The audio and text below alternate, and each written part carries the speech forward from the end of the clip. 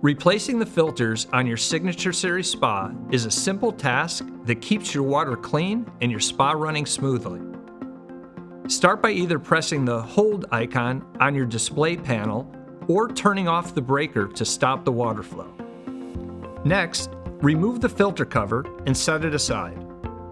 Unscrew both filters by turning them counterclockwise and carefully remove them from the housing.